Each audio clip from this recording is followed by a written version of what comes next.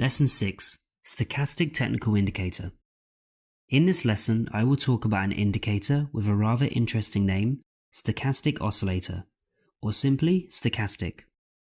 As the name implies, this is another oscillator, but the trading signals of this indicator and the MACD oscillator are significantly different, so using these two indicators will allow the trader to filter out false trading signals or determine the optimal entry point into the market. As I mentioned, the stochastic indicator is an oscillator that is provided by two lines. The main line is called %K, the second line is %D. The meaning of this indicator is that it compares the current closing price with the price range for a certain period of time. Naturally, this period can be changed dependent on the degree of volatility of the analyzed asset or time period. Typically, the %K line is shown as a solid line and %D as a dotted line. There are three most common ways to interpret stochastic oscillator signals. First, purchases are relevant when the oscillator, i.e. %K and %D lines, initially fall below a certain level and then rise above it.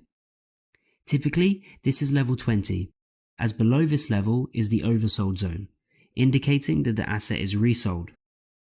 And as a result, the probability of its value growth increases. Based on this logic, sales are relevant when the oscillator initially rises above a certain level and then falls below it.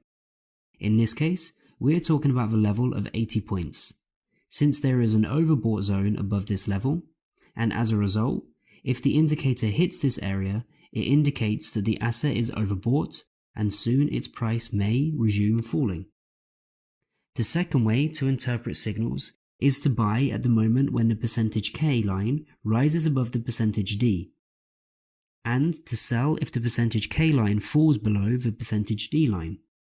But it is best to combine the first two methods, which will significantly reduce the number of false trading signals. The third way to interpret signals in this indicator can show divergence and convergence with the current price. The example shows that the price chart sets new highs, but the stochastic technical indicator indicates that the upward momentum is weakening, as the second top in the indicator is lower than the previous one. For clarity, I connected both tops with a line. In this price chart, the second peak is significantly higher than the previous one, while in the indicator, the second part is lower than the previous one.